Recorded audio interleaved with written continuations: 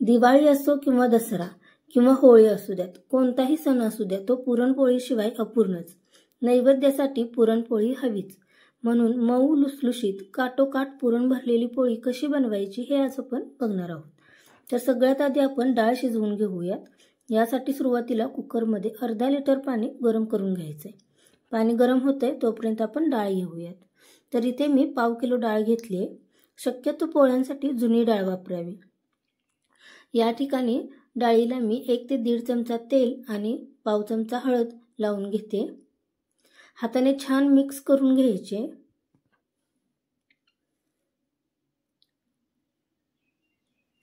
इकडे पाणी छान गरम झालेलं आहे. आता यामध्ये डाळ घालूयात. डाळ नेहमी गरम पाण्यातच शिजायला घालायची. यामुळे डाळ मऊ शिजते, डाळीत गर राहत नाही. एकदाही छान मिक्स करून घेऊया आणि झाकण लावून कुकरच्या 3 शिट्ट्या होऊ द्यायच्या. कुकरच्या शिट्ट्या होत आहेत तोपर्यंत आपण कणिक तयार करून घेऊया. तर इथे मी 500 ग्रॅम पीठ घेतले. या ठिकाणी पुरण आणि कणिक समप्रमाणात होण्यासाठी, म्हणजे कणिकही नाही उरली पाहिजे आणि पुरणही शिल्लक राहिलं नाही पाहिजे, यासाठी आपण जितकं डाळ घेतो त्या डाळीच्या दुप्पट पीठ घ्यायचं आहे. आता इथे मी पाव किलो डाळ घेतली तर अर्धा किलो पीठ घेतलेलं आहे. चवीनुसार मीठ घातले आणि याची घट्ट कणिक मळून घ्यायची. आता तुम्ही म्हणाल पोळ्यांसाठी घट्ट कणिक, तर थांबा. पोळ्यांसाठी योग्य पद्धतीने कणिक तयार करणे सुद्धा तेवढेच गरजेचे आहे. म्हणून सुरुवातीला घट्ट कणिक मळून घ्यायचे. नंतर थोडं थोडं पाणी घालत कणिक मऊ करून घ्यायचे. कणिक मळताना तेल वापरायची अजिबात गरज नाही. फक्त 4-4 चमचे पाणी घालायचं आणि कणिक अशी मळून घ्यायची. कणिक मळण्यासाठी जितकी मेहनत आपण घेईल तेवढ्याच पोळ्या छान होणार आहेत. ही बघा, एकदम हलकी झाली पाहिजे कणिक.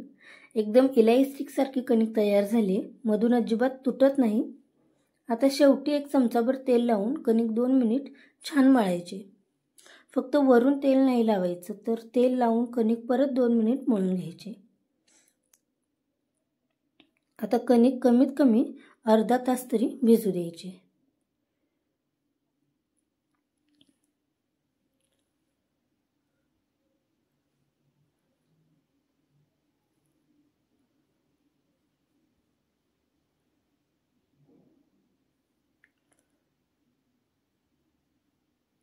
तुम्ही कणिक बघू शकता, एकदम मऊ अशी कणिक तयार झाली आहे.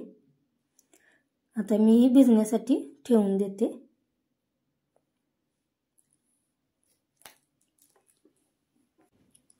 आता कुकर सुद्धा आपला इकडे थंड झालाय. डाळ बघूयात आपण शिजली का. बोटावरती घेऊन थोडीशी मॅश करायची. व्यवस्थित मॅश झाली तर समजायचं की डाळ व्यवस्थित शिजली आहे. थोडासा गर वाटत असेल तर कुकरची आणखी 1 शिट्टी काढून घ्यायची. तर आता डाळ आपण इथे एका जाळीमध्ये मी काढून घेतले. खाली एक भांडं ठेवले, त्यावरती पुरणाची जाळी ठेवले आणि त्यामध्ये ही डाळ काढून घेतली. आता या शिल्लक राहिलेल्या पाण्याची आपल्याला आमटी बनवायची. तर आता आपण पुरण तयार करून घेऊया. यासाठी आपल्याला डाळ शिजवून घ्यायची. तर गॅसवरती कढईमध्ये मी ही डाळ घातली. आता पाव किलो डाळ घेतलेली, तर आपण पाव किलोपेक्षा थोडासा कमी गूळ घ्यायचा. यामध्ये 1 चमचा सुंठ पावडर, अर्धा चमचा मीठ घातले. हवं असेल तर तुम्ही थोडंसं जायफळ कुटून यामध्ये घालू शकताय. वेलची पूड सुद्धा वापरली तरी चालेल. आता मध्यम गॅसवरती एकसारखं हे मिक्स करायचं.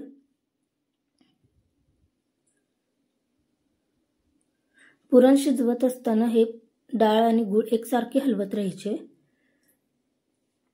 खाली कढईला लागून करपू शकते.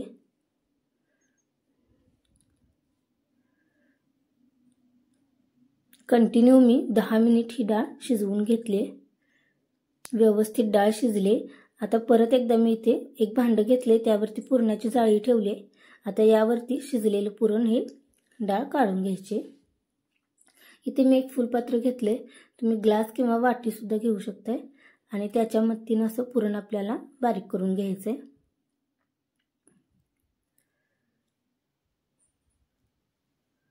हे बघा अशा पद्धतीनं खाली पुरण तयार होते।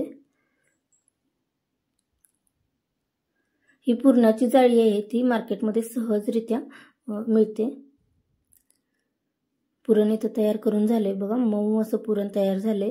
पुरण जास्त घट्टही नाही आणि पातळही नाही। कणिक सुद्धा इथे छान पद्धतीने भिजले। परत एकदा आपण छान मळून घ्यायचे।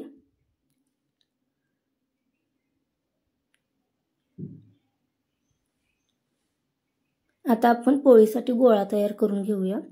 तर एक छोटा गोळा घेतलाय मी आणि हाताने असं त्याला वाटीचा आकार द्यायचा आहे।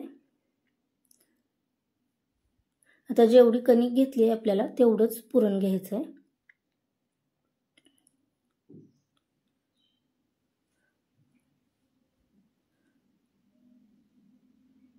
पुरण यामध्ये घालून याचे तोंड असे बंद करून घ्यायचे।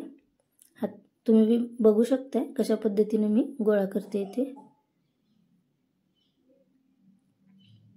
आता पुरण जर जास्त घट्ट झालं तर जे आपण डाळ शिजवलेलं पाणी काढले त्यातील थोडंसं पाणी हाताला लावून पुरण छान असं मळून घ्यायचं। पुरण थोडं पातळ झालं तर मी काय करते, अर्धा तास फ्रीजमध्ये ठेवते, लगेच घट्ट होतं। आता गोळा मी पोळपाटवर घेतलाय, त्याला 1-1.5 चमचा तेल लावलंय। दोन्ही बाजूनी तेल लावायचं, हाताने थोडंसं दाबून घ्यायचं म्हणजे पुरण सगळीकडे असं पसरलं जातंय। तेल वापरायचं नसेल तर तुम्ही ते पीठ लावून सुद्धा पोळी लाटून घेऊ शकता। आता लाटण्याने आपल्याला पोळी लाटायची, तर पोळी लाटत असताना सुरुवातीला मध्यभागी असं लाटणं फिरवायचंय जेणेकरून पुरण काठापर्यंत पोहोचेल। आता तळ हाता एवढी अशी पोळी तयार झाली की परत आपल्याला लाटणं हे मध्ये अजिबात लावायचं नाही, फक्त काठ लाटून घ्यायचे अशा पद्धतीनं।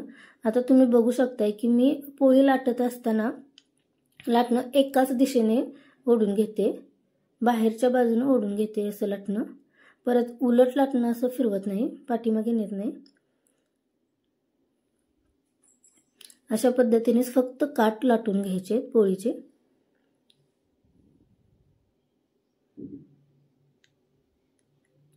पोळी आणखी पलटायची नाही। हे बघा मी पोळी पलटत नाही, तर पोळपट आहे ते असं गोल फिरवते आणि मग पोळी लाटून घेते। मस्त पातळ अशी पोळी लाटून झाली। आता दुसरीकडे मी तवा गरम करायला ठेवलाय, त्यावरती 1 चमचाभर तेल घातलंय।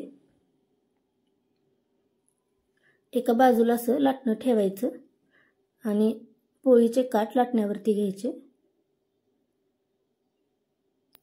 आणि हलक्या हाताने लाटणं असं गोल फिरवायचं, आपोआप लाटण्यावरती पोळी येईल। इकडे तवा सुद्धा गरम झालाय, यावरती अशी परत लाटणं असं उलट फिरवत पोळी सोडून घ्यायची। आता मध्यम गॅसवर आपल्याला पोळी भाजून घ्यायची। बाजूने बघू शकताय तुम्ही पोळीला असे छान फुगे यायला लागलेत।